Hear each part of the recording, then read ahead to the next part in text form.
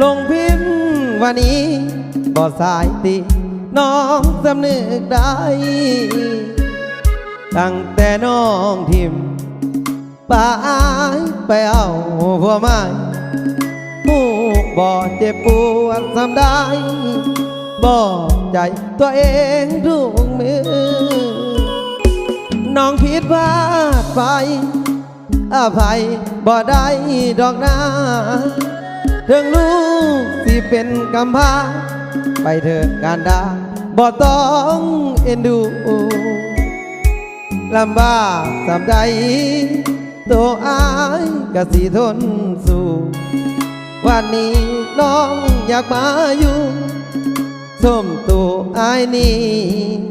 บ่เอาน้องอยากขึ้นมาการด่าน้องอย่าห้อง